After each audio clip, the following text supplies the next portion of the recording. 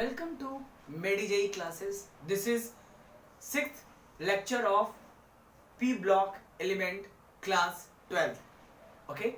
Previous lecture में हमने start किया था group number 16 का first element that is oxygen.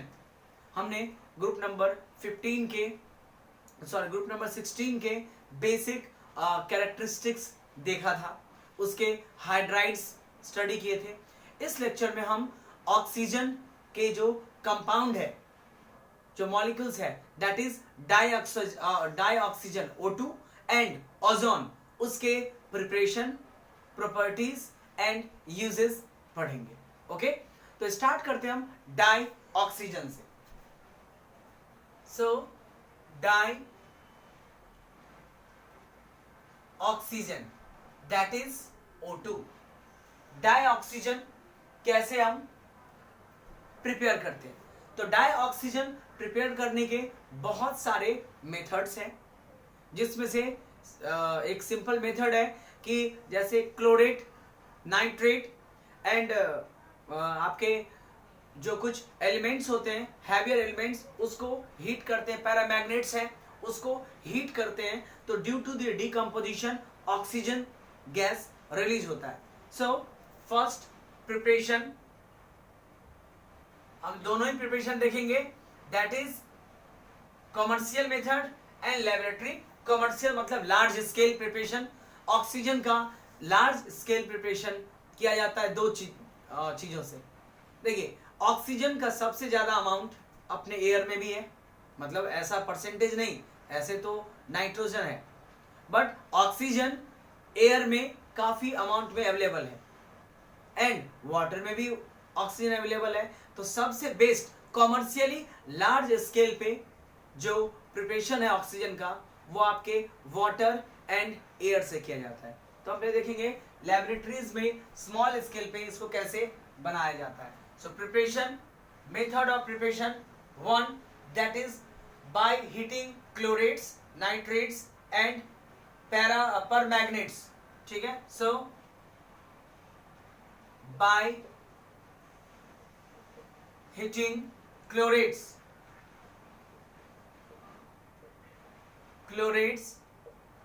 okay, nitrates and permanganates. ठीक है. इसको हीट करके, डिकम्पोज करके प्रिपेयर कर सकते हैं. एग्जाम्पल देखिए, KClO3 दैट इज क्लोरेट को जब हीट करते हैं इन presence of manganese oxide, it convert into KCl and it gives oxygen. Okay, balance कर लीजिए, that is 2, so 2 and this is 3. Okay, ये क्लोरेट्स को हीट किया तो KCl और 3O2 हुआ. इन सिमिलर वे नाइट्रेट्स को अगर हीट करोगे आप, ठीक है, नाइट्रेट्स में HNO3 को हीट कीजिए तो भी ऑब्टेन होगा. परमैग्नेट्स KMnO4 को हीट करेंगे तो उस केस में भी आपका ऑक्सीजन जो आपका रिलीज होता है. ओके, नाउ सेकेंड, तो पहला हो गया by heating chlorates, nitrates and permanganates. Now next one is decomposition of oxides of metal. यानी कुछ मेटल के ऑक्साइड्स ऐसे हैं जिसको हीट करने पे वो इजीली डिकम्पोज हो जाता है, और ऐसे मेटल्स इलेक्ट्रोकेमिकल सीरीज में सबसे लोअर में फाउंड होता है. इलेक्ट्रोकेमिकल सीरीज है, ठीक है, जिसके सबसे लोअर पार्ट में ऐसे मेटल्स अवेलेबल होते हैं. इलेक्ट्रोकेमिकल सीरीज क्या होता है? जो इलेक्ट्रोकेमिस्ट्री में स्टडी किया था कि it is a table in which electrodes are or elements are arranged according to decreasing order of their reduction potential. So second one is due to the decomposition of oxides of metal. Okay, so by decomposition of oxides of metal that lie metals low in electrochemical series, metals low in electrochemical series, ये आपका इससे भी हम बना सकते हैं। Example silver के oxide Ag2O, Ag2O को हीट करेंगे तो सिल्वर एंड ऑक्सीजन, सिल्वर अलग हो जाता है और ऑक्सीजन वाला पोर्शन जो है वो आपका अलग हो जाएगा। इसको आप सिल्वर ये है तो 2 करेंगे तो 2 ऑक्सीजन 4। सो सिल्वर ऑक्साइड को हीट किया, हम ऑक्सीजन ऑब्टेन कर लिए। In similar way mercury oxide that is HgO को भी अगर हम हीट करते हैं तो मर्क्यूरी सेपरेट हो जाएगा और ऑक्सीजन पार्ट जो है वो आपका अलग हो जाएगा, mercury plus oxygen. Okay, here 2 so 2 separate हो गया। लेड, ये सब सारे के सारे मर्क्यूरी है, लेड है, उसके बाद में आपका लेड है, ये सारे के सारे जो है इलेक्ट्रोकेमिकल सीरीज के सबसे लो पार्ट में आता है। तो लेड ऑक्साइड से भी होना, लेड ऑक्साइड को हीट करेंगे ऑक्सीजन गैस रिलीज हो जाएगा। So from the lead oxide that is Pb3O4 higher oxide है, जब इसको हीट करते हैं in that condition PbO plus O2 release हो जाता है। ओके, बैलेंसिंग करना है तो 2 ओके 6 इट गेट बैलेंस्ड। ठीक है, तो ये प्रोसेस है, यानी मेटल्स के ऑक्साइड को डायरेक्टली अगर हम हीट करते हैं तो due to decomposition oxygen gas release होता है। लेकिन सारे मेटल्स के नहीं, जो कुछ लोअर मेटल्स है, जैसे मान लीजिए सोडियम का ऑक्साइड है, ठीक है, मैग्नीशियम का ऑक्साइड है, एल्यूमिनियम का ऑक्साइड है, इसको हीट करने पे डायरेक्टली ऑक्सीजन नहीं मिलता है। हाँ, इसको कैटालाइटिक हीट करेंगे यानी कैटलिस्ट के प्रेजेंस में इसको डिकम्पोज करते हैं तो ऑक्सीजन मिलता है, अदरवाइज नहीं। इसको बहुत इजीली डिकम्पोज कर सकते हैं, बहुत इजी वे में ऑक्सीजन इसे हम ऑब्टेन कर सकते हैं। Okay, now hydrogen peroxide. Hydrogen peroxide क्या होता है? पर मतलब होता है एक्स्ट्रा, तो ऐसा ऑक्साइड जिसमें ऑक्सीजन एक्स्ट्रा अमाउंट में, H2O2, H2O अपना क्या होता है? वाटर, एंड H2O2 ऑक्सीजन एक एक्स्ट्रा आ गया, that's why it is called peroxide. ठीक है, हाइड्रोजन पेरोक्साइड मतलब एक ऑक्सीजन एक्स्ट्रा है, हाइड्रोजन पेरोक्साइड पढ़ते हैं। तो हाइड्रोजन पेरोक्साइड को भी अगर हम हीट करें in presence of manganese oxide as a catalyst तो ऑक्सीजन रिलीज होता है। सो थर्ड वन कह सकते हैं from hydrogen peroxide. So by decomposition of H2O2 in presence of manganese oxide as a catalyst। तो देखिए H2O2 को जब हम हीट करते हैं in presence of manganese oxide तो ये दो पार्ट में टूटता है, वाटर भी देता है जो कि लिक्विड स्टेट में होता है और प्लस ऑक्सीजन गैस को आपका रिलीज कर देता है। Okay,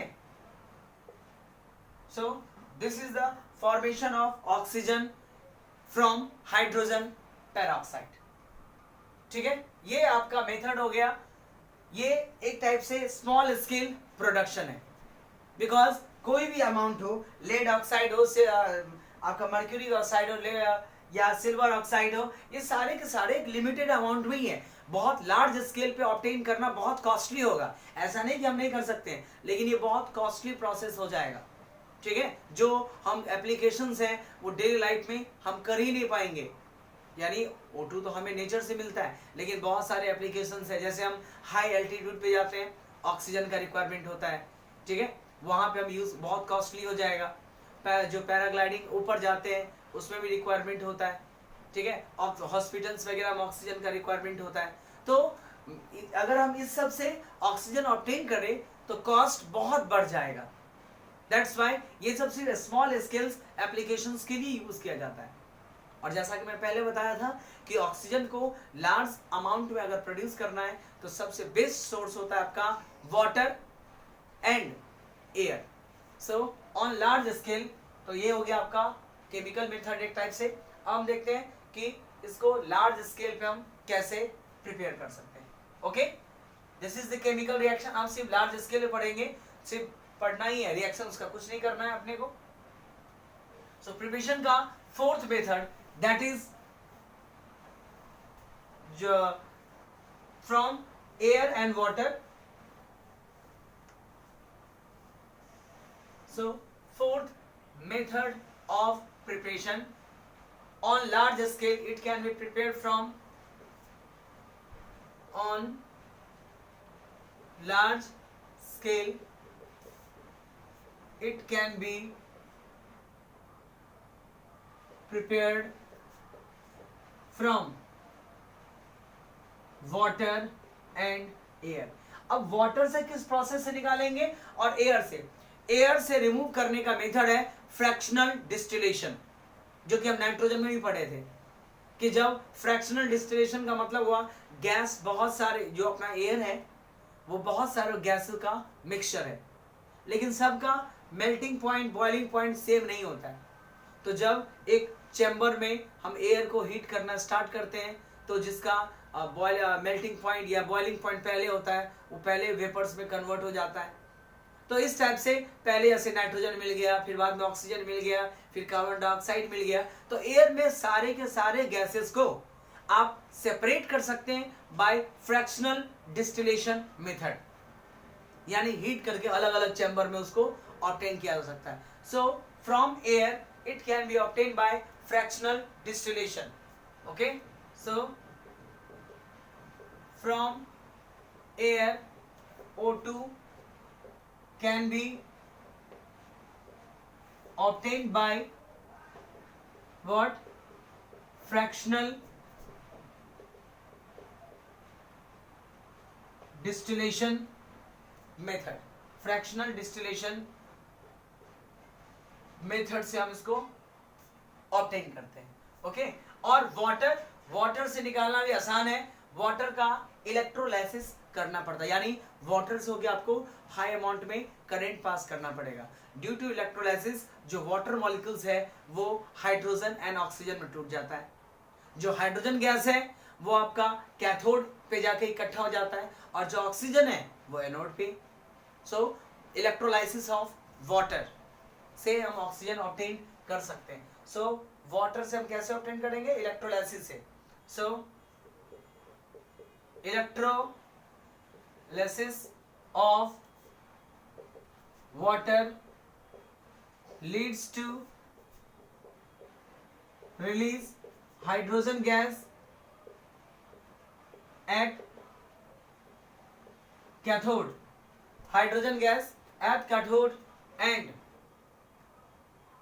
O2 gas at anode. यानी दो इलेक्ट्रोलाइसिस करने के लिए इलेक्ट्रोड चाहिए। तो एक पे जब हम इलेक्ट्रिसिटी पास करते हैं वाटर से होकर के हाई अमाउंट में, तो हाइड्रोजन गैस और ऑक्सीजन दोनों सेपरेट हो जाता है, वो दोनों के दोनों अलग अलग इलेक्ट्रोड पे जाकर के आपका इकट्ठा हो जाता है। Okay, so this is known as electrolysis. तो वाटर और एयर इन दोनों से हम लार्ज स्केल में ऑक्सीजन ऑब्टेन कर सकते हैं। ओके, अब हम देखते हैं प्रॉपर्टीज। तो ये चार मेथड्स हो गए।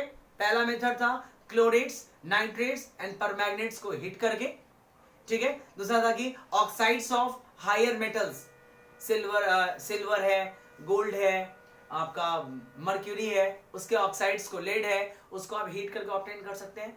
थर्ड मेथड था हाइड्रोजन पेरोक्साइड को, हाइड्रोजन पेरोक्साइड का डिकम्पोज करना है, catalyst manganese oxide. And fourth process that is large scale production जो होता है वो एयर एंड वाटर के थ्रू होता है। These are the four process of preparation of oxygen. Now we will discuss the property of oxygen. Okay, तो देखिए हम properties of oxygen क्या करेंगे।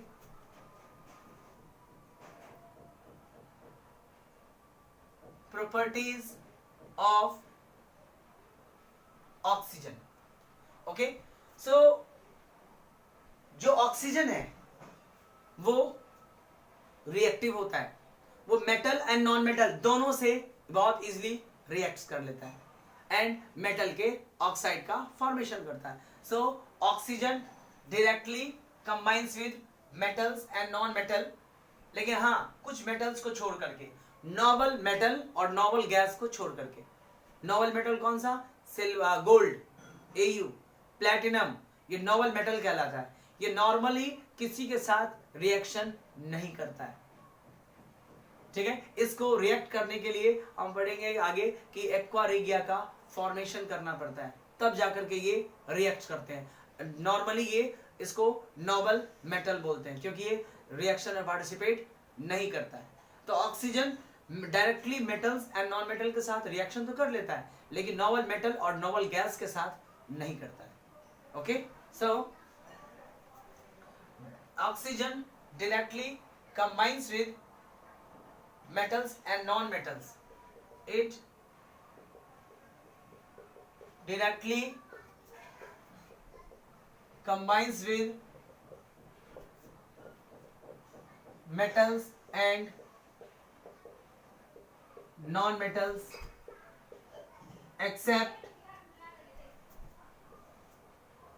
noble metals like gold and platinum and noble gas. Noble gas और Nobel metal के छोड़ करके बाकी मेटल के साथ में ये बहुत आसानी से रिएक्ट कर लेता है, बहुत इजी वे में रिएक्ट करके प्रोडक्ट का फॉर्मेशन कर देता है. ठीक है, जैसे देखते हैं कैल्शियम है, एग्जांपल ले लीजिए. Calcium directly combined with oxygen and form calcium oxide. Okay, calcium oxide का फॉर्मेशन कर लेता है. सिमिलर वे में सोडियम है, सोडियम भी बहुत इजी में रिएक्ट कर लेता है. Aluminium react with oxygen form Al2O3. Okay, so 3 है 2, so 6 3 6 या 4 ऑक्सीजन हो गया. Like carbon, carbon directly combine करके, कार्बन ये द मेटल्स से, carbon directly combines with form carbon dioxide. Phosphorus combine करते हैं यानी P4 plus O2 form phosphorus penta oxide. Okay, so P4 तो कंबाइन करें, ऑक्सीजन का अमाउंट है आपका 10, तो कंबाइन P4 ऑलरेडी कंबाइन तो है ऑलरेडी है, यानी यहाँ पे 5 कर दीजिए. ओके, ये मेटल्स और नॉन मेटल के साथ बहुत इजी वे में रिएक्शन परफॉर्म करता है. ओके, नाउ अब हम देखते हैं इसका एप्लीकेशन. ऑक्सीजन के बहुत सारे एप्लीकेशंस है, और ऐसा नहीं कि ऑक्सीजन का एक पर्टिकुलर रिएक्शन, ऑक्सीजन हर एक बहुत सारे एलिमेंट के साथ रिएक्शन कर सकते हैं. ठीक है, बट मेटल और नॉन मेटल के साथ में डायरेक्टली वो कंबाइन करेंगे. आगे हम पढ़ेंगे ऑक्साइड्स ऑफ मेटल्स में, उसमें भी कवर हो जाएगा. So this is the chemical property. ठीक है, now we will discuss the application of oxygen. तो पहला तो कि ऑक्सीजन का यूज लार्ज स्केल पे कहाँ पे होते हैं? हॉस्पिटल्स में होते हैं, हाई एल्टीट्यूड पे भी यूज किया जाता है, बहुत हाइट पे जाते हैं, एरोप्लेन्स वगैरह में भी यूज किया जाता है. ऑक्सीजन का लेयर हाई जाते ऊपर जाते हैं तो एयर का डेंसिटी घटता है, तो ऑक्सीजन का अमाउंट घट जाता है, तो उसके लिए ऑक्सीजन को मेंटेन रखने के लिए ऑक्सीजन सिलेंडर्स यूज किया जाता है. ओके, सो यूजेस, पहला यूजेस है ऑक्सीजन का यूज ऑक्सी एसिटाइलिन वेल्डिंग, जिसको हम गैस वेल्डिंग भी बोलते हैं. गैस वेल्डिंग में ऑक्सीजन और एसिटिलीन दोनों मिक्स होकर के बर्न होकर के तब गैस वेल्डिंग होता है, इसलिए उसको ऑक्सी एसिटिलीन वेल्डिंग बोलते हैं, जिनको नॉर्मल हम गैस वेल्डिंग बोलते हैं. सो it is used in okay, oxy acetylene welding, ठीक है, इस पर्पस के लिए भी यूज किया जाता है। उसके अलावे बहुत सारे मेटल्स के प्रोडक्शन में भी यूज किया जाता है, ठीक है, इन manufacturing of metals like steel, ठीक है, ये ऑक्सीजन में भी कंबाइन करने के लिए यूज किया जाता है। Oxygen cylinders are widely use in hospitals, high altitude flying, it is used in, यानी oxygen in the form, it is यानी ऑक्सीजन सिलेंडर के फॉर्म में यूज होता है। सो हम ये लिख सकते हैं कि oxygen cylinder are used, oxygen cylinders are used in hospitals हो गए, ओके, हाई एल्टीट्यूड फ्लाइंग हो गया, इनफैक्ट माउंटेनिंग में भी,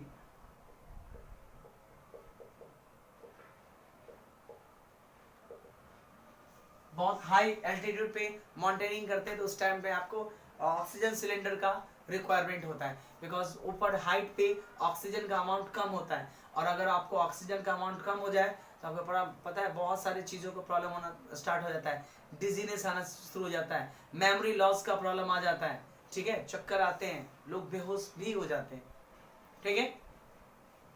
इसका हमने सॉल्यूशन चैप्टर में भी एग्जांपल पढ़ा था, ओके। नाउ उसके अलावे ऑक्सीजन का यूज होता है, लिक्विड ऑक्सीजन रॉकेट का एक बहुत ही इंपॉर्टेंट फ्यूल है, बिकॉज ऑक्सीजन के बिना, ऑक्सीजन के प्रेजेंस में बर्न होना पॉसिबल नहीं होता है, that's why liquid oxygen rocket के फ्यूल में भी यूज होता है। So liquid oxygen is used as liquid O2 is used in rocket fuel. तो ये था आपका ऑक्सीजन का प्रिपरेशन, ऑक्सीजन का प्रॉपर्टीज एंड ऑक्सीजन का एप्लीकेशन, ओके। नाउ अब ये जो ऑक्सीजन है वो बहुत सारे टाइप के ऑक्साइड्स का फॉर्मेशन करता है, तो अभी हम पढ़ेंगे पहले ऑक्साइड्स और देन आफ्टर हम पढ़ेंगे ओजोन ऑक्साइड्स, फिर उसके बाद में ओजोन का स्टडी करेंगे। तो ऑक्साइड्स क्या होते हैं और ऑक्साइड्स आपके कितने टाइप के होते हैं। सो देखिए ऑक्साइड्स दो टाइप के, मेनली दो टाइप के होते हैं, उसका फर्दर भी टाइप होता है, बहुत सारे टाइप्स के आपके ऑक्साइड्स होते हैं, कुछ बाइनरी ऑक्साइड भी होता है, ठीक है, जिसमें दो ही एलिमेंट होते हैं, ऑक्सीजन और एक जिसके साथ में वो कंबाइन करता है वो, ठीक है। सो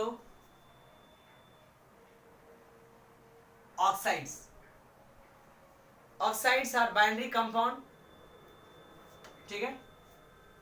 सो what is oxide? Oxides are binary compound of oxygen and other element, यानी ऑक्सीजन जैसे वहां की NaOH है, ये ऑक्साइड नहीं कहलाएगा क्योंकि इसमें sodium nitrogen sodium hydrogen oxygen ही है। बाइनरी ऑक्साइड मतलब हुआ CO कैल्शियम ऑक्साइड है, PbO lead oxide, Al2O3 aluminium oxygen, ये सारे के सारे ऑक्साइड्स है। तो ये बाइनरी कंपाउंड, ये भी दो टाइप के होते हैं, ठीक है। यानी जो ऑक्साइड्स होते हैं, oxides are of two type, एक को बोलते हैं सिंपल ऑक्साइड और दूसरा होता है आपका mix oxide. One is simple oxide, simple oxide का मतलब हुआ oxides of lower element, lower metals, ठीक है, उसको हम बोलते हैं सिंपल। और oxides of higher metals like, देखिए एग्जांपल के तौर पे देखिए तो आपका MgO, Al2O3, ये सब सिंपल ऑक्साइड्स है, ठीक है। And mixed oxide, heavy metal के जो ऑक्साइड्स होते हैं उसको मिक्स्ड ऑक्साइड बोलते हैं, ठीक है। Simple oxide and mixed oxide like iron का जो Fe3O4, ठीक है। Lead oxide Pb3O4, iron oxide है, लेड ऑक्साइड है, ये सब हैवी मेटल के ऑक्साइड जो है उसको हम मिक्स्ड ऑक्साइड बोलते हैं। और लोअर मेटल्स है, एल्यूमिनियम है, सोडियम का ऑक्साइड है, ठीक है, Na2O, वो भी एक सिंपल ऑक्साइड्स में आते हैं। मीन्स जो लो मेटल्स के ऑक्साइड्स होते हैं उसको हम सिंपल ऑक्साइड्स बोलते हैं, और जो हैवियर मेटल्स है, चाहे वो गोल्ड का हो चाहे वो सिल्वर का हो, उस सब को हम आपको मिक्स्ड ऑक्साइड में रखते हैं। अब देखिए सिंपल ऑक्साइड्स के भी टाइप होते हैं, ठीक है। तो simple oxide further can be classified by basic, acidic and amphoteric. जो सिंपल ऑक्साइड्स होते हैं वो तीनों टाइप का हो सकता है, जो बेसिक नेचर शो करता हो, जो एसिडिक नेचर शो करता हो, और जो एम्फोट्रिक मीन्स एसिड और बेस दोनों की तरह काम करता हो, ठीक है। और कई सारे ऑक्साइड्स तो ऐसे न्यूट्रल होते हैं, ना वो एसिड होता है ना बेस होता है, तो जो एक एसिड दूसरा बेस, दूसरा एसिड बेस और दूसरा एसिड बेस, दोनों में से कोई नहीं, तो 4 टाइप के हो गए। So simple oxides are further classified on the basis of, simple oxides are classified on the basis of acidic, basic and amphoteric characteristics,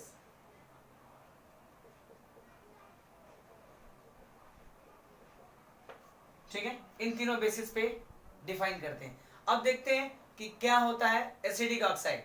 तो ऑक्साइड ऐसा ऑक्साइड जो वाटर के साथ कंबाइन करके एसिड बनाता हो, such oxide is known as acidic oxide. So an oxide that combines with water and give acid is known as acidic oxide.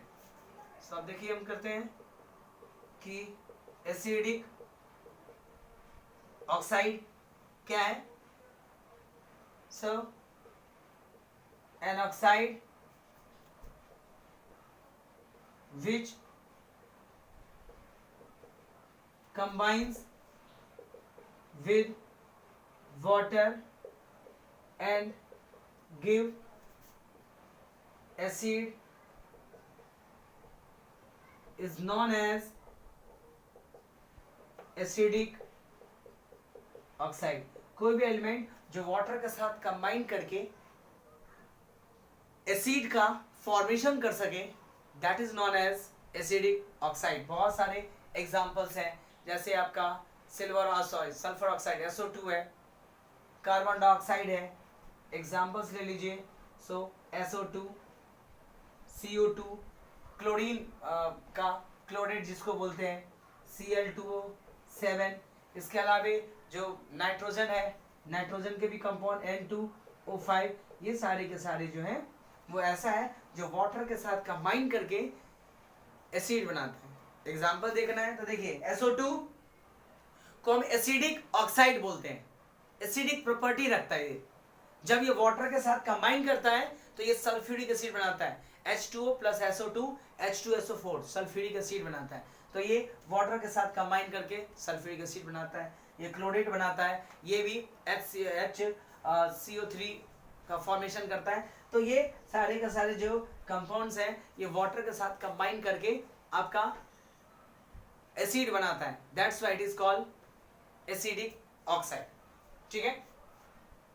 दूसरा होता है आपका ऐसा ऑक्साइड जो वाटर के साथ कंबाइन करके या जब वो वाटर में डिसॉल्व हो तो वो आपका बेस दे, बेस बनाए, that is known as basic oxide. So an oxide which combines with water and give base is known as basic oxide. So basic oxide. अच्छा एक और चीज, चलिए पहले बेसिक ऑक्साइड कर लेते हैं. Basic oxide, so an oxide which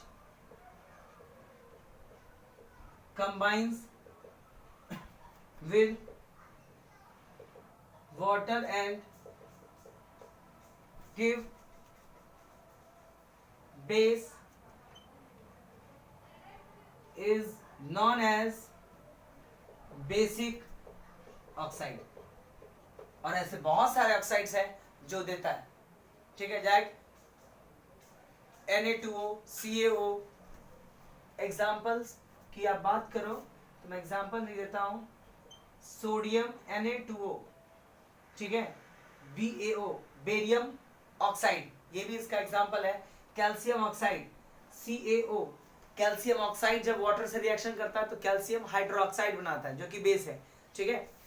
Na2O जब वाटर के साथ रिएक्शन करता है तो NaOH बनाता है जो कि एक बेस है. लाइक सेम BaO, BaOH का होल ट्वाइस बनाता है, दैट इज कॉल्ड, वो भी एक बेस है. तो ये सारे जो ऑक्साइड्स हैं वो अभी बेस नहीं शो करता, बेसिक नेचर शो नहीं करता है, यानी शो भी करता है तो बहुत स्मॉल अमाउंट में. आगे हम पढ़ेंगे कि ऑक्साइड्स भी एसिडिक बेसिक नेचर होते हैं. तो ऐसा नहीं है कि अभी इसके पास से बिल्कुल कुछ प्रॉपर्टी नहीं है, अभी इसके पास से प्रॉपर्टी है, लेकिन जब ये वाटर के साथ रिएक्शन करता है तो वो अच्छे से बेस बनाता है, जिसको हम देख के बता सकते हैं कि ये बेस है, एक्चुअल कंपाउंड्स का फॉर्मेशन करता है. तो एसिडिक एंड बेसिक, और उसके जो एसिड और बेस दोनों के साथ काम करते हैं उसको हम एम्फोटरिक बोलते हैं. उससे पहले हम ये देखते हैं कि जो मेटल के ऑक्साइड्स होते हैं वो जनरली बेस होता है. Metal oxides of metals are basic in nature. कोई सा भी ले लीजिए. Na2O सोडियम का ऑक्साइड है, सोडियम मेटल है, ये बेस है. BaO बेरियम ऑक्साइड बेस है. कैल्शियम ऑक्साइड बेस है. So oxides of metals are base, लेकिन कुछ एक्सेप्शनल केसेस भी होते हैं, हम इसको लिस्ट करेंगे अभी. ओके तो ये बेस हम ये जो जितने पढ़ रहे हैं अभी ऑक्साइड के अंदर नहीं पढ़ रहे हैं, और इसको जानना बहुत जरूरी है क्योंकि इसके वजह से बहुत सारे क्वेश्चंस आते हैं. और इनफैक्ट बहुत सारे एसिड बेस का ये जो एसिड और बेस है कंपाउंड उसका ये बेसिक है, जिसके बेसिस पर आप डिसाइड कर सकते हो कि हाँ ये एसिडिक नेचर शो करेगा, ये बेसिक नेचर शो करेगा. क्योंकि इनफाइनाइट कंपाउंड्स होते हैं, सबको एसिडिक और बेसिक के तरह हम लर्न नहीं कर सकते, लेकिन property on the basis of characteristics हम उसको इजीली मेमोराइज कर सकते हैं कि हाँ ये एसिड है, ये बेस है, ठीक है. That's why.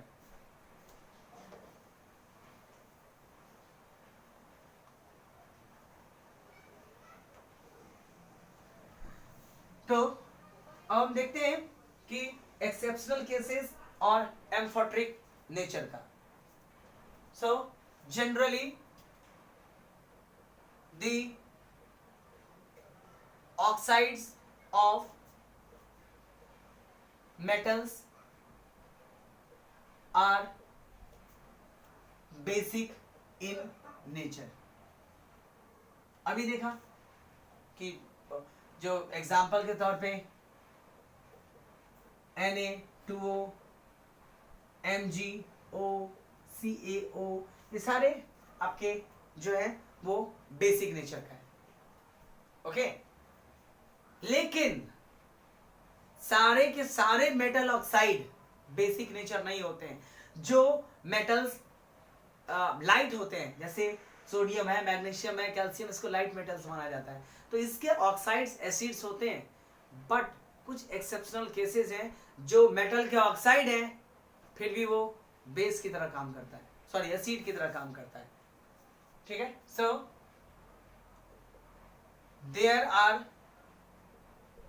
Some oxides of, आप बोल सकते हैं हैवियर मोटर, या ऐसा ऑक्साइड्स जिसमें ऑक्सीडेशन स्टेट काफी हाई होता है, oxides of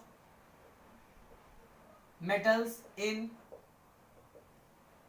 higher oxidation state, यानी ऐसा ऑक्साइड जिसमें जो मेटल्स है वो अपने हायर ऑक्सीडेशन स्टेट में होता है, ऑल्सो हैव एसिडिक कैरेक्टर.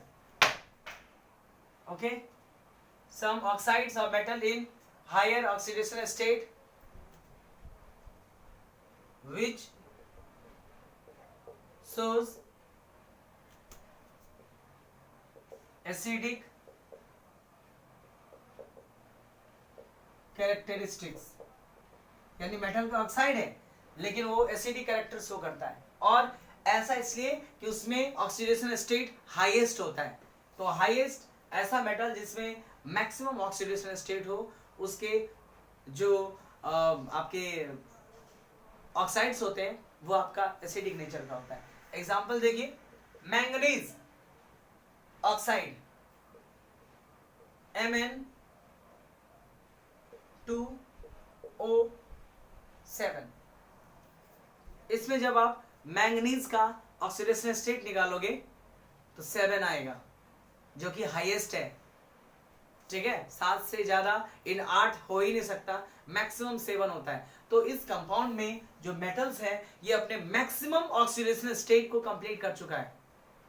तो इसके ऑक्साइड्स देखने में, अगर अपने को नहीं पता, आपने सिर्फ ये थ्योरी पढ़ा है कि मेटल का ऑक्साइड, जो जनरली बुक में लिखा होता है कि मेटल का ऑक्साइड जो होते हैं वो बेसिक नेचर का होता है, तो उसके बेसिस पे हम ये बोल देंगे कि ये बेस है, लेकिन एक्चुअली में बेस नहीं है.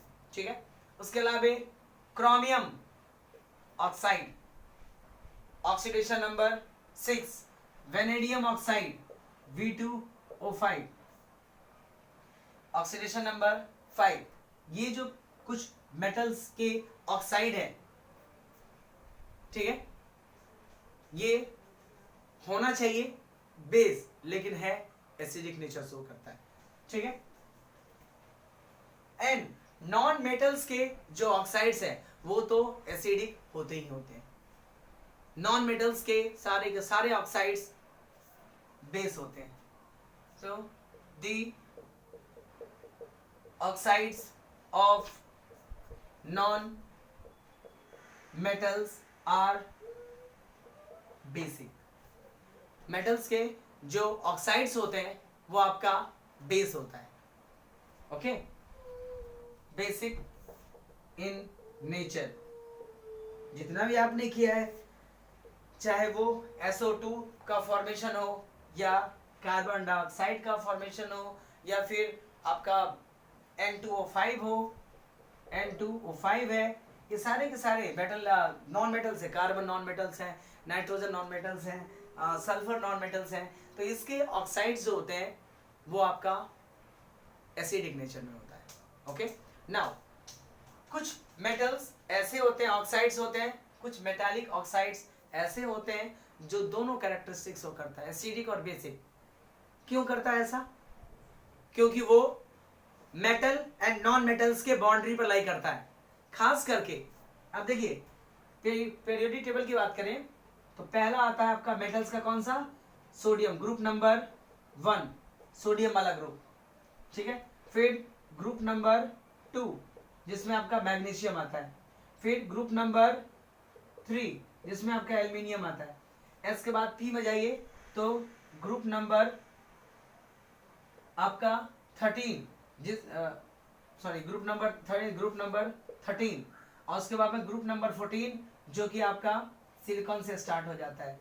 फिर ग्रुप नंबर आपका 15 जिसमें कि आपका फास्फोरस आता है. अब एक ध्यान से दीजिएगा कि नाइट्रोजन, सोडियम, मैग्नीशियम, एल्युमिनियम, ये तीनों के तीनों क्या है? मेटल्स है. ओके, और सिलिकॉन जो होते हैं वो मेटालॉइड्स में आते हैं, और ये आपका नॉन मेटल में आता है. तो ये जो ग्रुप है ये मेटल्स और नॉन मेटल्स के बीच में एक टाइप से ब्रिज एलिमेंट की तरह काम करता है. ठीक है, मेटल्स और नॉन मेटल, मेटल का एंडिंग, नॉन मेटल का स्टार्टिंग. दैट्स व्हाई इसके पास में इसका जो ऑक्साइड्स होते हैं, यानी इस ग्रुप के जो ऑक्साइड्स होते हैं वो जनरली एम्फोटेरिक होता है, यानी उसके पास एसिडिक एंड बेसिक नेचर दोनों के दोनों होते हैं। जैसे एल्यूमिनियम ऑक्साइड Al2O3 एक एम्फोट्रिक है, वो एसिड और बेस दोनों की तरह यूज कर सकता है, क्योंकि इसके जस्ट बाद थोड़ा सा इसके पास में है एल्यूमिनियम मेटल, लेकिन उसके ऑक्साइड्स के पास में कुछ इधर का प्रॉपर्टी आएगा, कुछ इस साइड का प्रॉपर्टी आएगा, तो वो एम्फोट्रिक होता है। यानी एक टाइम पे वो एसिड की तरह काम किया, तो जहां पे एक दूसरे टाइम पे वो बेस की तरह काम कर लेगा। ठीक है, so oxides of group number 13 are generally amphoteric, means they have capacity or they have tendency to show acidic character as well as basic character. So there are some metallic oxide which show dual behavior, जो dual behavior को show करता है। So there are some metallic oxide which can show dual nature. Dual nature means that is acidic as well as basic. Acidic as well as basic nature. Such oxide is known as amphoteric oxide. Such oxides are known as amphoteric oxide. ऐसे ऑक्साइड को हम amphoteric oxides बोलते हैं। Okay, such oxides is known as amphoteric oxide. और बता ही दिया, aluminium का कंपाउंड ले लो, गैलियम का ऑक्साइड ले लो, सारे एम्फोट्रिक होते हैं। एग्जांपल्स दिखाना है तो आप देखिए Al2O3 मैं आपको बता ही दिया कि कभी आप भूल जाओ कि कौन सा ऑक्साइड था, तो ग्रुप नंबर 13 याद रखिए, उसका ऑक्साइड फॉर्म कर लीजिए, वो पक्के से एम्फोट्रिक होता है। गैलियम का ऑक्साइड हो गया, सॉरी ये एल्यूमिनियम का गैलियम का oxide that is Ga2O3, gallium में ग्रुप नंबर 13 में ही लाई करता है। तो ये एम्फोट्रिक नेचर होता है, यानी ये एसिडिक नेचर और बेसिक नेचर दोनों दिखाते हैं। लेकिन ध्यान रखिएगा, एक साथ नहीं दिखाता है, एक पॉइंट पे कहीं एसिड की तरह यानी बेस के पास जाएगा तो एसिड की तरह काम करेगा, और एसिड इससे ज्यादा एसिड वाले के पास जाएगा तो ये बेस की तरह काम करता है, दैट इज एम्फोट्रिक नेचर होते हैं। और कुछ ऑक्साइड्स ऐसे भी होते हैं जो न्यूट्रल होता है, यानी ना वो एसिडिक होता है ना बेसिक होता है, वो भी आपको ध्यान रखना पड़ेगा।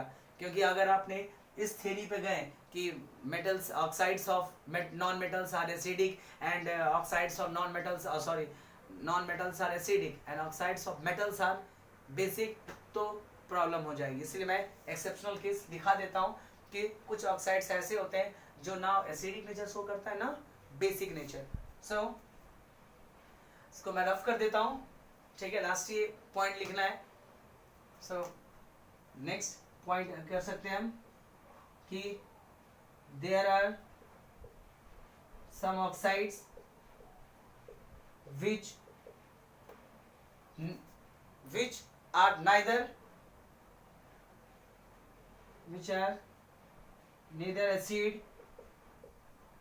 nor base, ना एसिड होता है ना बेस होता है। such oxide are known as such oxides are known as neutral oxide. ऐसे ऑक्साइड को हम न्यूट्रल ऑक्साइड बोलते हैं। बहुत सारे ऐसे ऑक्साइड हैं, एग्जाम्पल की बात कीजिए तो CO carbon monoxide neutral oxide में आता है, ठीक है। नाइट्रस ऑक्साइड NO न्यूट्रल में आता है। नाइट्रिक ऑक्साइड N2O जिसको लाफिंग गैस भी बोलते हैं, हमने ऊपर भी देखा था। ये न्यूट्रल ऑक्साइड्स हैं जो एसिड सॉरी न बेस दोनों में से किसी तरह काम नहीं करता है। ऐसे देख लिया जाए तो पता ये नॉन मेटल का ऑक्साइड है, यानी होनी चाहिए ये एसिडिक कैरेक्टर, बट ये ना एसिडिक कैरेक्टर शो करता है ना ही बेसिक कैरेक्टर शो करता है। ये दोनों में से कोई भी कैरेक्टरिस्टिक शो नहीं करता है, ठीक है। तो ये था आपका ऑक्साइड्स। अब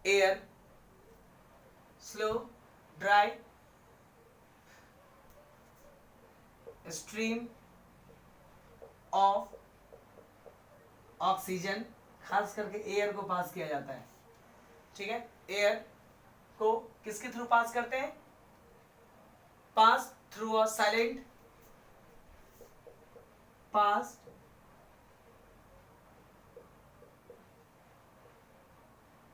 थ्रू अ साइलेंट मतलब बिना स्पार्किंग वाला, हाई वोल्टेज हो लेकिन स्पार्किंग बिल्कुल नहीं हो, बिल्कुल पता ही ना लगे, इनऑडिबल बोलते हैं, यानी ऐसा इलेक्ट्रिक डिस्चार्ज हो कि जिसमें इलेक्ट्रिसिटी का बिल्कुल आपका साउंड सुनाई ना दे, that is called silent electric discharge, ठीक है।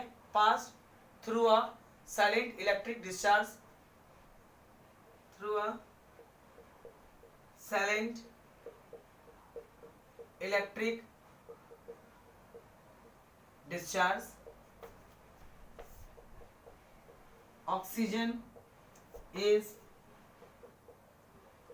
converted into ozone, ओजोन में कन्वर्ट कर देता है, एंड जो प्रोडक्ट मिलता है कहलाता है ओजोनाइड ऑक्सीजन, ठीक है।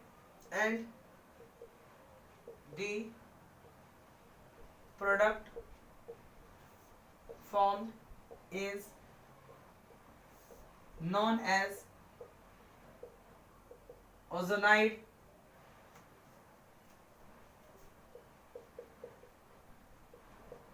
ऑक्सीजन, इसको हम ओजोनाइड ऑक्सीजन बोलते हैं, ओके। साइलेंट इलेक्ट्रिक डिस्चार्ज आइए बताया कि हाई वोल्टेज लगाइए, दो इलेक्ट्रोड होता है, दो इलेक्ट्रोड जो होते हैं वो आपका हाई वोल्ट एसी वोल्टेज से कनेक्टेड होता है और इसके बीच से एयर पास करते हैं, तो इलेक्ट्रिक अगर इलेक्ट्रोड्स है तो पॉजिटिव की निगेटिव होगा, तो यानी इलेक्ट्रिक फील्ड होगा, इतना स्ट्रांग इलेक्ट्रिक फील्ड होता है कि जब ये ऑक्सीजन पास होता है तो ऑक्सीजन मॉलिक्यूल्स को भी आयोनाइज कर देता है, और वो आयोनाइज करने के कारण से ऑक्सीजन और आयोनाइज ऑक्सीजन मिल करके ओजोन का फॉर्मेशन कर लेता है, ये एक एंडोथर्मिक रिएक्शन है, ओके। इसीलिए इलेक्ट्रिक स्पार्क तो होना ही नहीं चाहिए, यानी इलेक्ट्रिक स्पार्क हुआ तो ओजोन फिर से ऑक्सीजन में कन्वर्ट हो जाता है, दैट्स वाई ध्यान रखा जाता है साइलेंट इलेक्ट्रिक डिस्चार्ज होना चाहिए, यानी इलेक्ट्रिक फील्ड लगा के ऑक्सीजन को तोड़ो लेकिन स्पार्क नहीं होना चाहिए, यानी एक्स्ट्रा अमाउंट में एनर्जी नहीं प्रोड्यूस होना चाहिए ताकि वो ओजोन गेन करे और ओजोन फिर से ऑक्सीजन में कन्वर्ट हो जाए, ऐसा नहीं होना चाहिए। सो देखिए इसका रिएक्शन कैसे होता है, 3 molecules of oxygen gas get electric discharge and converted into 2 molecules of ozone, and ये एक एक्सोथर्मिक रिएक्शन है, सो इंथैल्पी चेंज होता है लेकिन इसमें वैल्यू पॉजिटिव होता है, that is positive 142 kilo joule पर मोल। इंथैल्पी पॉजिटिव सिर्फ एंडोथर्मिक रिएक्शन के लिए, यानी ऐसा रिएक्शन जिसमें आप हीट प्रोवाइड कर रहे हैं, ठीक है। So silence, since the formation of ozone from oxygen एक एंडोथर्मिक प्रोसेस है, the formation of ozone is a endothermic process, ये एक एंडोथर्मिक प्रोसेस है, दैट्स वाई इसीलिए साइलेंट इलेक्ट्रिक डिस्चार्ज होना चाहिए, that's why silent electric discharge, ठीक है, साइलेंट इलेक्ट्रिक डिस्चार्ज यूज होना चाहिए, शुड बी यूज्ड, नहीं तो क्या होगा अगर साइलेंट इलेक्ट्रिक डिस्चार्ज हमने यूज नहीं किया तो क्या हो गया, unless the ozone formed will again converted into oxygen, और ये फिर ये ऑक्सीजन में कन्वर्ट हो जाएगा। Okay, that's why. चलिए, अब ये तो था इसका प्रिपरेशन। अब देखते हैं हम प्रॉपर्टीज। ये ओजोन का प्रिपरेशन आ गया आपका, ठीक है। सबसे बेस्ट मेथड होता है साइलेंट इलेक्ट्रिक डिस्चार्ज, क्योंकि ये बहुत ओजोन ये हाईली अनस्टेबल होता है, ठीक है। अगर थोड़ा सा भी इसको एनर्जी मिले ना, तुरंत ये ऑक्सीजन में कन्वर्ट हो जाता है, इसलिए ये हाईली अनस्टेबल होता है। इसलिए बहुत सारे मेथड से इसको प्रिपेयर करना पॉसिबल नहीं होता है। ऐसा नहीं कि यूनिक मेथड है, बहुत सारे मेथड, लेकिन सबसे best method silent electric discharge method माना जाता है। अब हम देखते हैं इसके प्रॉपर्टीज क्या क्या है, इसका कलर कैसा होता है, कौन सा पार्ट स्टेबल होता है। So now this is the preparation, now will discuss the property.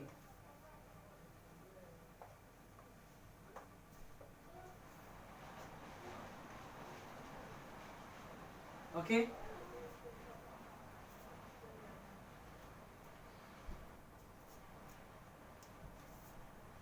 now properties of ozone. देखिए ओजोन का क्या क्या प्रॉपर्टीज होता है। ये गैसियस स्टेट में लाइट ब्लू कलर का होता है। सो फर्स्ट प्रॉपर्टी इज कि प्योर ओजोन इज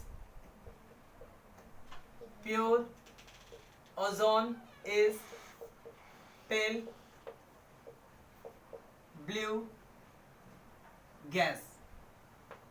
अगर लिक्विड फॉर्म में होता है तो लिक्विड में ये आपका डीप ब्लू कलर का होता है, ठीक है, deep blue liquid. And solid state में भी होता है, that is violet black solid, violet black solid, यानी तीनों ही स्टेट में अवेलेबल होता है। फिर है कि ओजोन हैज अ, इसके पास में स्मेल भी होता है, ठीक है। So it has characteristics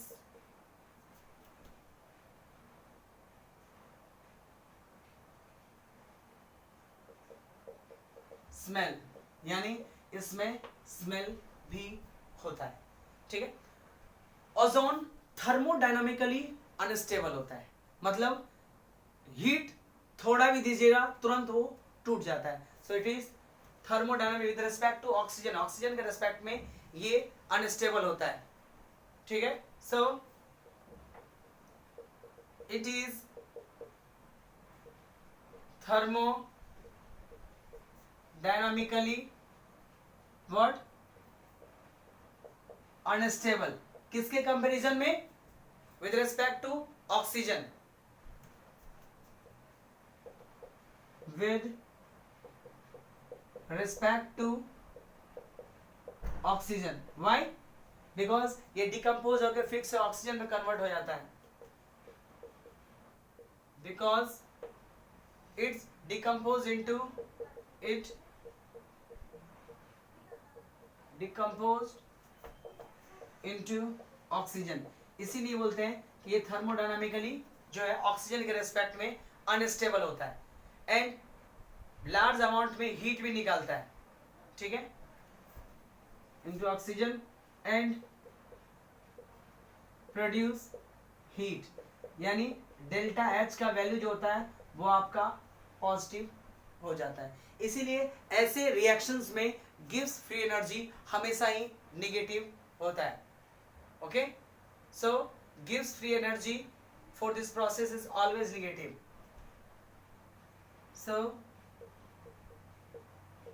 gives free energy is always what? Negative for such process. ऐसे प्रोसेस में गिव्स फ्री एनर्जी हमेशा ही निगेटिव लिया जाता है। नेक्स्ट वन, ये क्या होता है, इजिली कन्वर्ट हो जाता है ऑक्सीजन में, since it easily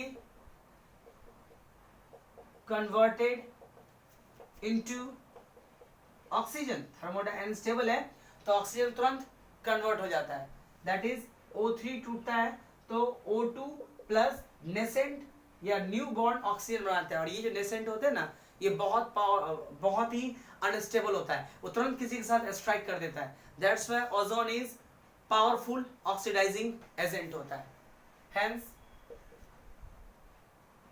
it acts as powerful oxidizing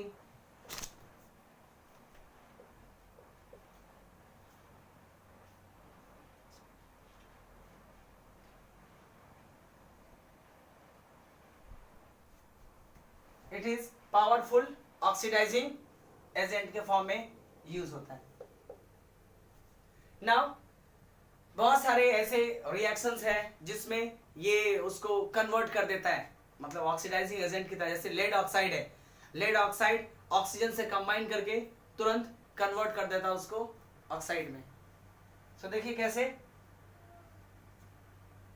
PV lead example PbS plus O2, sorry PbS plus ozone है, PbS सॉलिड फॉर्म में होता है, ओजोन गैसियस फॉर्म में होता है, ओके ये पीवी लेड सल्फेट में कन्वर्ट कर देता है, that is PbSO4 plus O2, जो जनरली बहुत कम लेड सल्फाइड जो होता है वो बहुत कम ऑक्सीडाइज होता है, लेकिन ओजोन बहुत पावरफुल ऑक्सीडाइजिंग होता है, दैट्स व्हाई लेड को लेड सल्फाइड में कन्वर्ट कर देता है आपका ओजोन, ओके एंड ऑक्सीजन भी आपका रिलीज होता है।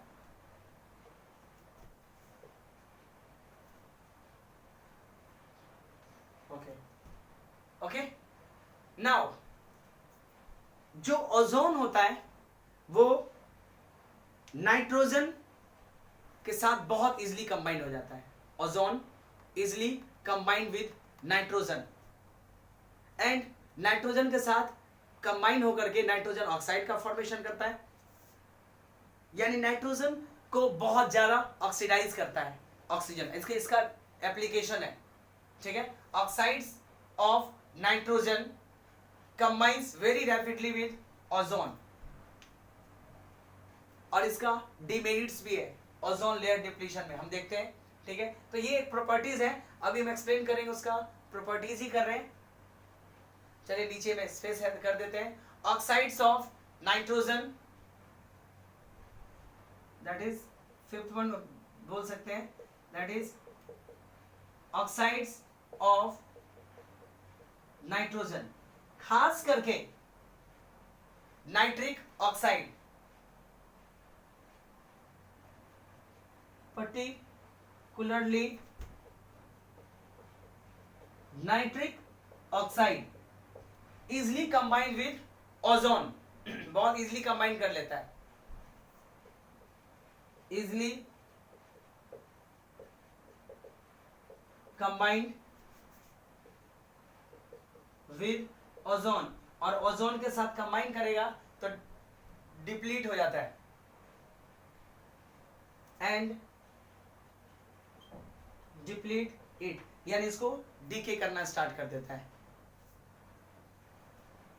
इसीलिए that's why the nitrogen oxide, जो आपका सुपरसोनिक जेट एरोप्लेन होता है, उसका जो एग्जॉस्ट गैस होता है ना, वो आपका नाइट्रोजन ऑक्साइड होता है, तो वो ओजोन के साथ इजिली कंबाइन करके ओजोन को लेयर को डिप्लीट कर देता है, दैट दस nitrogen oxide emitted from exhaust system of, अब मुझे ऊपर पोर्शन लिखना ही पड़ेगा, मैं ऊपर से रफ कर देता हूं, ये प्रॉपर्टीज ही हम फर्दर डिस्कस कर रहे हैं।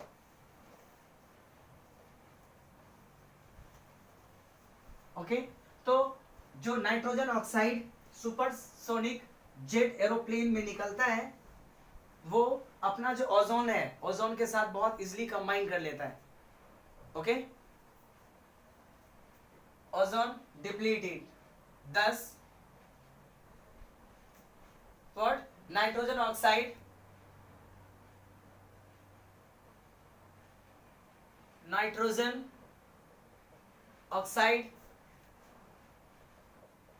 emitted as exhaust of emitted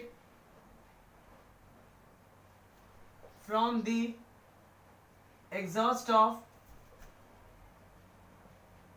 supersonic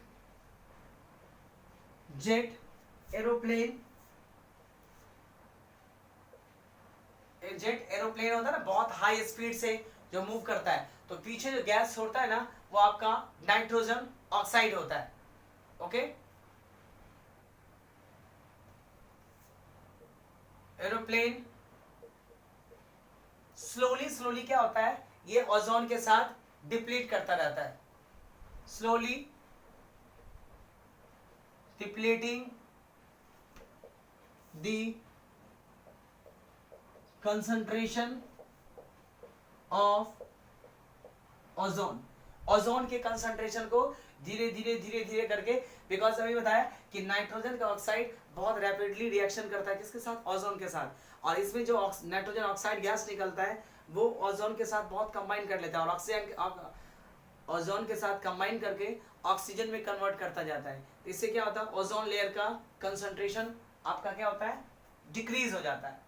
okay, thus of the ozone layer in upper at concentration of ozone layer in upper atmosphere, यानी सुपरसोनिक जेट जो प्लेन है वो भी ओजोन लेयर के लिए हार्मफुल होता है. कैसे, नाइट्रोजन नाइट्रस ऑक्साइड ये गैसेस फॉर्म में easily combined with oxygen, and ये नाइट्रोजन का ऑक्साइड तो बनाता ही है, नाइट्रोजन डाइऑक्साइड, और साथ में ऑक्सीजन में, तो ओजोन के साथ कंबाइन कर करके वो उसको फिर से ओजोन O2 में कन्वर्ट कर देता है. और आपको पता ही है कि ओजोन के डिप्लीट होने से क्या होता है, बहुत सारे रेडिएशन जो है वो डायरेक्टली अर्थ सरफेस पे आ सकता है. ठीक है, जिसके कारण से बहुत सारे टाइप के स्किन कैंसर्स हैं, बहुत सारे लोगों का तो जो जीन्स वगैरह होते हैं, जीन होते हैं, उस पर इफेक्ट करता है रेडिएशंस, हार्मफुल रेडिएशंस. ठीक है, नाउ स्ट्रक्चर की बात करते हैं ओजोन का. तो स्ट्रक्चर ऑफ ओजोन, ओजोन जो है वो आपका रेजोनेटिंग स्ट्रक्चर का फॉर्मेशन करता है. ओके, कैसे, ओ डबल बॉन्ड ओ, ये इसको चाहिए पॉजिटिव, जब यही काम इसके साथ भी हो सकता है, और दैट्स वाई एक रेजोनेंट हाइब्रिड बनता है.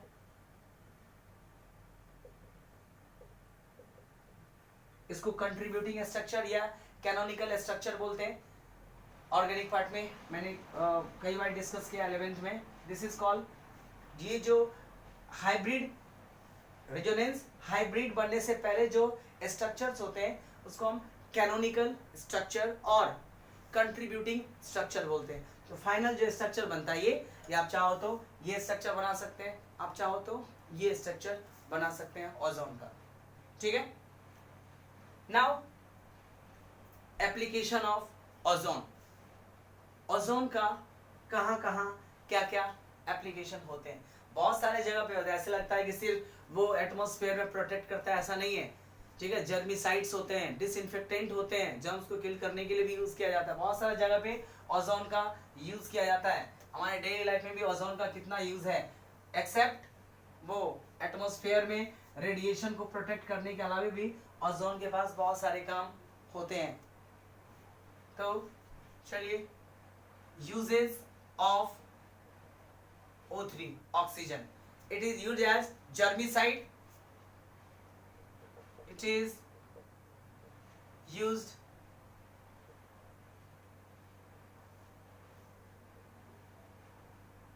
as germicides हो गया. डिसइंफेक्टेंट के फॉर्म में भी यूज होता है disinfectant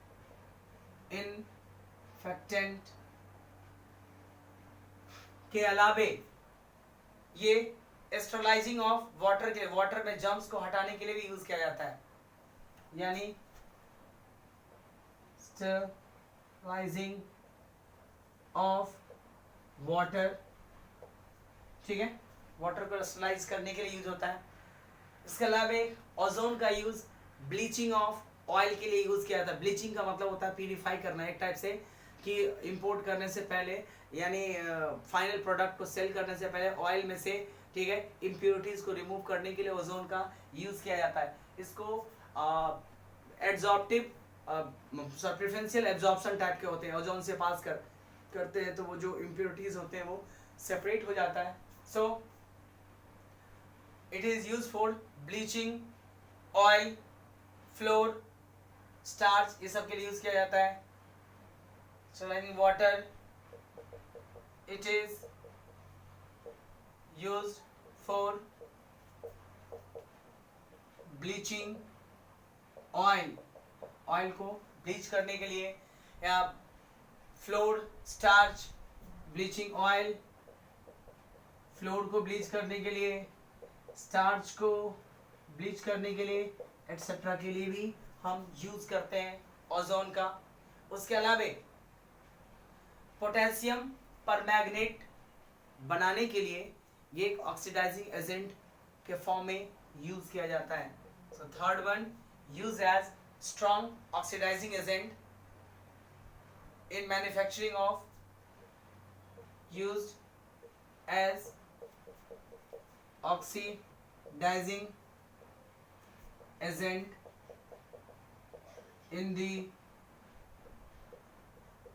manufacturing of potassium permanganate, that is KMnO4, KMnO4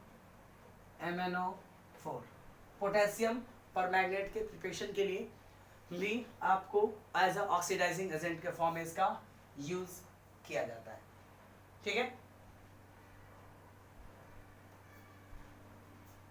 तो ये था आपका ओजोन, दैट इज ऑक्सीजन के कंपाउंड O2 एंड O3। इसके साथ ही ऑक्सीजन वाला पार्ट जो है, यानी ऑक्सीजन में जो पार्ट्स पढ़ने थे वो वाला पार्ट अपने को कंप्लीट हो गया। अब हम आएंगे सल्फर, और फिर उसके हम सल्फर ऑक्साइड, H2SO4 का प्रिपरेशन पढ़ेंगे। तो ये था आपका ग्रुप नंबर 16 का ऑक्सीजन से related theory. Okay, next lecture में हम स्टार्ट करेंगे सल्फर, फिर उसके एलोट्रॉप्स पढ़ेंगे। ओके, डिफरेंट टाइप्स के एलोट्रॉप्स हैं, फिर हम सल्फर वाले पार्ट को कंप्लीट करेंगे। हम इस चैप्टर्स के क्लोज होने का बहुत नियर बाय पहुंच गए। पहले सल्फर पढ़ेंगे, देन आफ्टर ग्रुप नंबर 17, और ग्रुप नंबर 18 में तो बहुत कम एलिमेंट्स पढ़ने हैं, बिकॉज ग्रुप 18 जो है वो आपका नोवल गैसेज है। नोवल गैसेज बहुत कम कंपाउंड का फॉर्मेशन करता है, वो भी सेलेक्टेड नोवल गैस, सिर्फ फ्लोरीन के साथ ही कंपाउंड का फॉर्मेशन करता है। तो ग्रुप नंबर 18 काफ़ी कम है, ग्रुप नंबर 17 जो है उसमें बहुत सारे कंपाउंड्स आएंगे, ठीक है। तो हम नेक्स्ट लेक्चर में मिलेंगे, सल्फर और उसके एलोट्रॉप्स का स्टडी करेंगे।